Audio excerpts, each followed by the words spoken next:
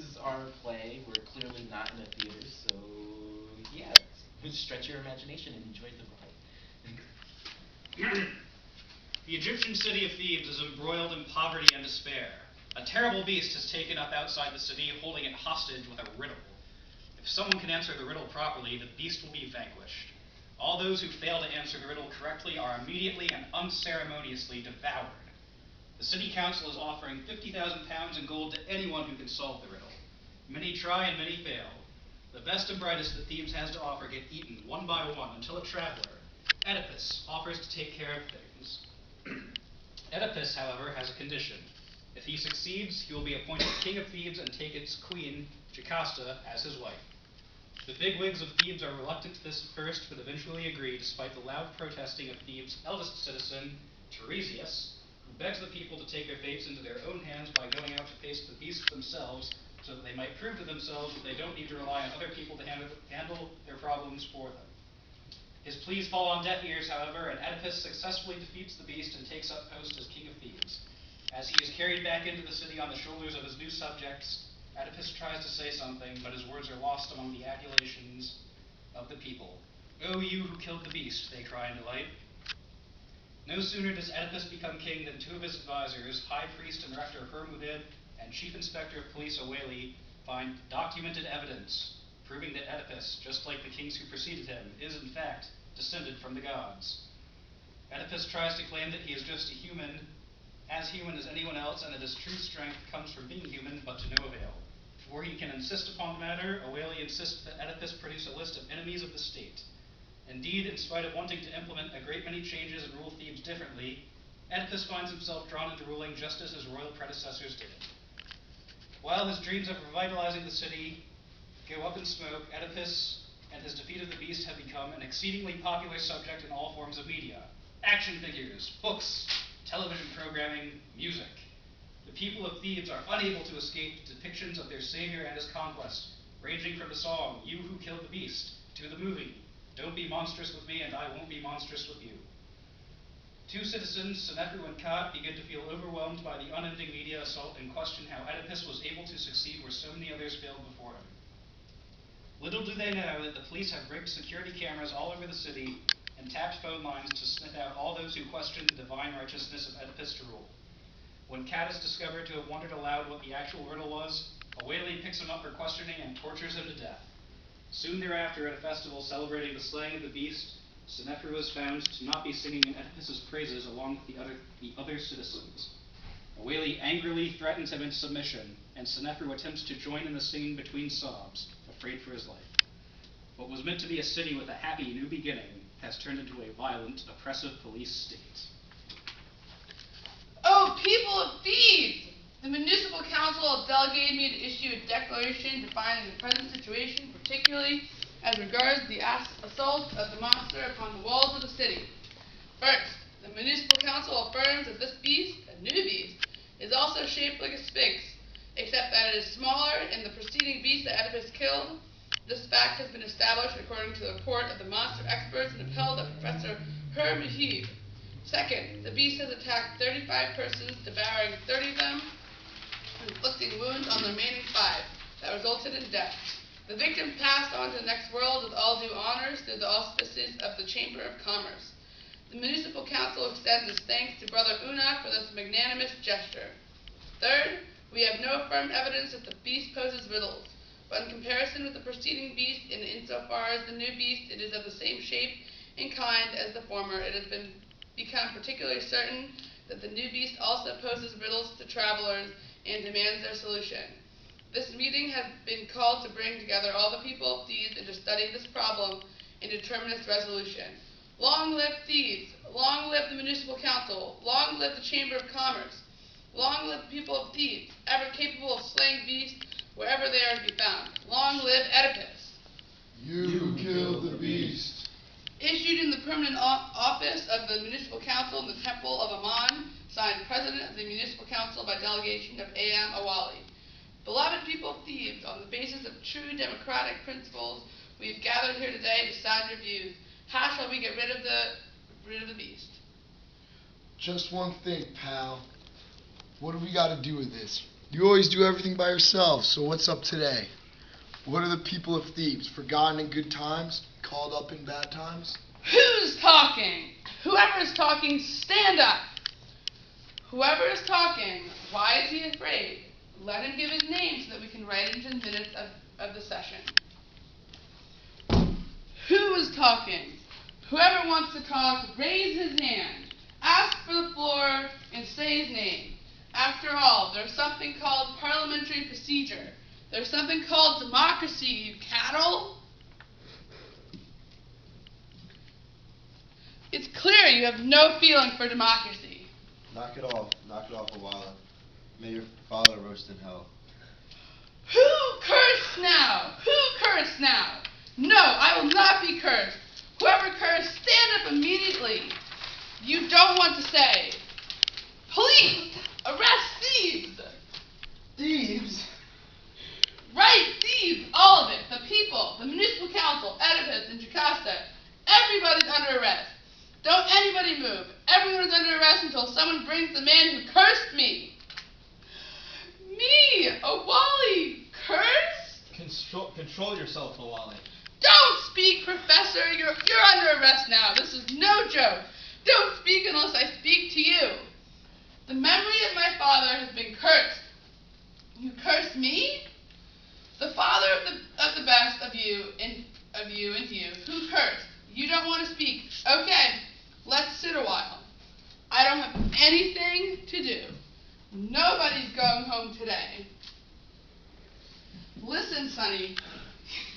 You and him, if somebody moves, pop an arrow at him on the spot. Even me if you have to. How could I see the day that I'd be cursed? After all, the public service, these gypsies cursed me? For years I worked them night and day, and in the end they cursed me. Fine, I'll teach you. It was me, Awali. Come here out in the open. Show yourself. Who is it? Trisius, get on with this. Seize him. Execute your orders, soldier. You and him. Don't be stupid, Awali. There's no use in arresting Trisius, my son.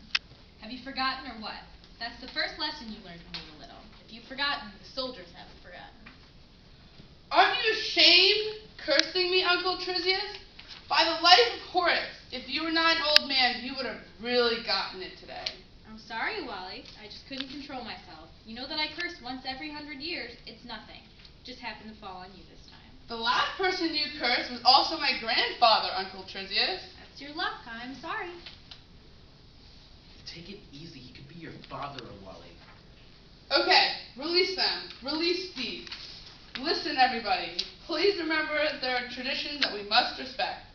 Somebody wants something, he says it. Only he says his name first. We must know the name of whoever wants to talk. Otherwise, our democracy will fall apart and the monster will eat us. Do you want the monster to eat us? Of course not. Fine. No one says anything unless he says his name. And if he doesn't say it, any one of you will. Okay? We finished. Permit me one remark. My view is that the person responsible for finishing off the beast is Mr. Creon, in his capacity as head guardian of Thebes and in charge of her protection. Consequently, I suggest he be entrusted with slaying the beast. If Mr. Awala's goal is to do away with me and the guards of Thebes, there's no problem. We'll go out and meet the beast. But if his objective is to finish off a beast whose size it is said is like a pyramid, and whose face is that of a woman, and whose body is that of an animal, then this problem will take me a long time. We gather from this that you are frightened to enter into battle with it now. Understand this, Hermahede. I know no fear. All the lessons and training that the guards of Thebes know assume that the combatant will face a combatant like himself. The guards of Thebes know how to fight with arrows, and spears, and chariots, and catapults. They know how to duel and how to wrestle. But the guards of Thebes do not know how to confront a monster. Attack him as if you were an army. A skirmish, you mean? There's a difference between war and skirmishes. What you're talking about is an operation of collective suicide.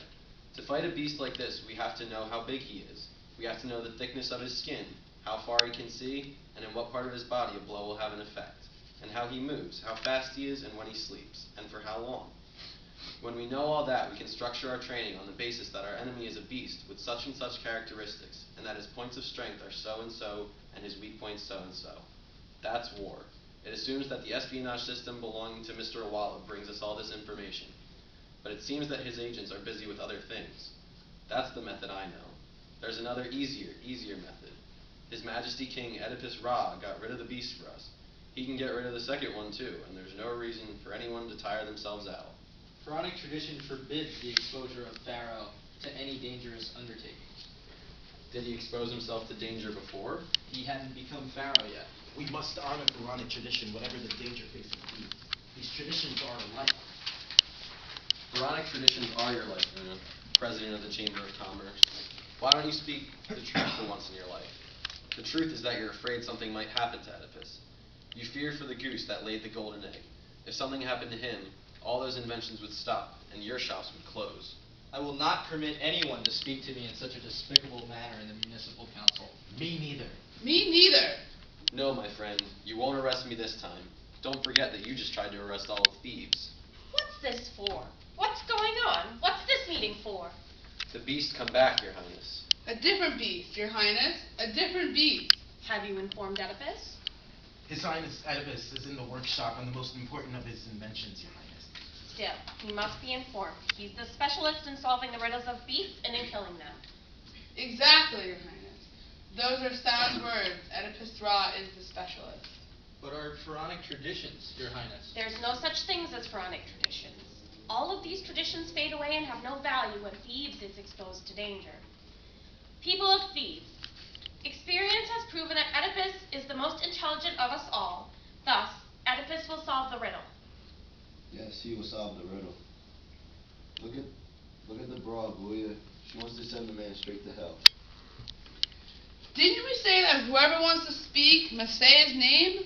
What do you want to make me furious for? Who spoke? We don't know. Oh, you killed the beast. What? What's the matter? What's wrong? Another beast has appeared, my lord, and the people have asked me to inform your majesty of their desire that you go and solve the riddle and slay the beast. You want me to kill the beast? Yes. All right, I'll go and solve the riddle and kill the beast. And if another beast appears, I'll go and solve the riddle and kill it. And then what? When I die, what will you do? Die. Oedipus, die. Yes, Oedipus will die. Oedipus is a god. No, Oedipus is a person. It is true, Oedipus is a person, but descended from the gods. And beings descended from the gods do not die, but rather pass on to the next world, to govern it as well. You know very well that the Pharaoh rules in this world and the next. That is what His Majesty meant. That is what you meant, isn't it, my lord? Listen to me. We don't need any theories to muddle our thinking. We don't need words to confuse us. Pharaoh dies, he goes to the next world. He rules there, or he doesn't rule there. That's of no importance to you. We must respect the actual, practical reality. The reality that says someday my heart will stop beating, my lungs will stop breathing, my brain will stop thinking, the blood will cease to flow in my veins. At that moment, I will be embalmed and placed in the house of death, just like anyone else. Anyone but you, my lord. Shut up, Oeli! When that happens, what will you do with all the civilization I have brought you? What will happen to it? The temple roads, the electrical appliances, the phonographs, the cars and planes, 5,000 years of technology compressed into a few. What will happen to all of this? All of this civilization destroyed by a beast coming out of the desert? I have begun to feel that all this mighty construction of civilization is fragile and brittle, so that any beast could destroy it. When I pass on to the next world, I shall be punished and tortured, because I left all of this civilization to people who cannot protect it. O people of Thebes, I beg you in the name of life, go out and meet the beast and slay him, for your own sake, and for the sake of those who will come after you, for the sake of Thebes. Finally, we come back to the point of departure. What I said at the start, the people must defend itself against the beast. If there is a riddle involved, then the people must undertake to solve the riddle. And if there is fighting involved, then the people must go out to fight and defend themselves. Was it really necessary to have all of this happen for you to understand the simple truth? That beast attacks cities in order to devour them. There are small animals that an individual can confront, like snakes or wolves. And there are monsters that society must confront. And there's the Sphinx. The Sphinx, people of Thebes, eats countries and cities. Get that into your heads. And if it leaves Thebes now, it will come back another time. And after that, it will go to all the cities on earth. People of Thebes, it is not for the sake of Thebes alone, but for the sake of all the cities that we go out and meet the beast. And we shall triumph whatever happens. If we annihilate the beast, we shall sing for ourselves. The people will sing for themselves alone. And if the beast annihilates us, that will mean that we do not deserve life. That is just that we die. And this will begin a new era upon earth, an era of the end of man and the triumph of beasts. People of Thebes, as one man, to the beast. To the beast. To the beast. Why aren't you going with them, Awali? In the internal security of Thebes, my lord? Who will look after the security of Thebes? Seems to me the city is empty. On the contrary, you'll find the city is filled with the agents of the beast. I see no one but you and me. It must be one of us.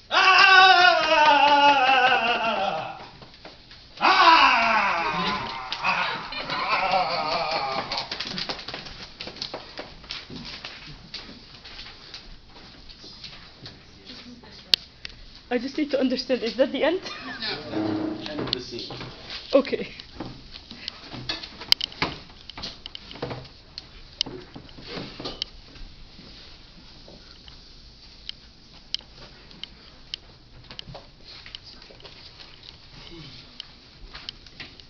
How could it happen, Creon? What happened exactly? I don't know, Your Highness. No one knows. There's only one thing I do know. It crushed us. The Sphinx crushed the people of Thebes. We couldn't hold our ground before it. We didn't exactly know who or what we were fighting. For the first time in the history of Thebes, her people were unable to hold firm in a battle. Thebes the Magnificent, mother of heroes, mother of civilization, could not hold firm before the beast in combat. It's your responsibility, Creon, the responsibility of the guards. The guards led the attack. There must have been something wrong in the preparation and training of the guards. Indeed, my lord, I am responsible for the defeat, just as every leader is responsible for victory or defeat. But why was I beaten? Is there nothing which justifies the defeat? I am not trying to justify the defeat. I accept my full responsibility. That's not the question. The real question is something else. In the midst of the screams and shouts of the wounded and the combatants, in the midst of the dust of the battle facing the claws of the grotesque monster, I suddenly felt my mind to be clear, and calm, and true. I am responsible for training in arms, but a weapon does not fight by itself. A weapon is used in battle by a man. Who trains this man? Trains him for what? Trains him to be a man in the broadest sense. Who is responsible for making people in this city? We deployed our forces correctly. We took good positions. Our arms were strong and sound. Our enthusiasm was great. Our faith was firm. But something was wrong. I don't know what it was. I know the people of Thebes are good. The people of Thebes, very courageous. Never have they feared death. For the people of Thebes, death is but the passing on to another life, a better life. Why did so many people fail to hold their ground until death or until we destroyed the beast? Is it because we knew nothing about the beast? That must be it. Only, that's not sufficient explanation. Perhaps there is a plague that has afflicted the people of Thebes. A strange illness. But what? I don't know. Who is responsible for it? I don't know. There is a defect in the people here, and whoever is responsible for that defect is also necessarily responsible for the making of our people. Defect has made you a poet, Creon. Thebes lost a leader but gained a poet. If you wish to belittle me, my lord, I am at present insensible to anything. I can feel no shame. I too have a defect inside me. I too am afflicted by the plague deep within.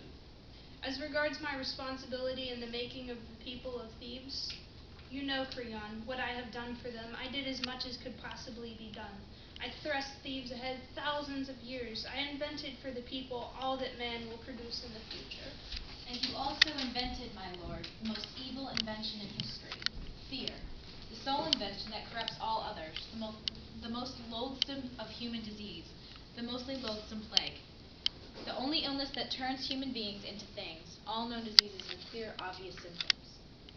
The symptoms of fear and deceit and oppression. When fear creeps into the heart of a person, it mixes with his blood, his reason, and his dreams. Fear and the person become the same thing. Even more, the person himself becomes fear, walking on 2 feet. At that moment, a person is no longer a person. He becomes a fragile thing, breaking easily under any stress. Tiresias, the words you've spoken are terrifying. Loathsome?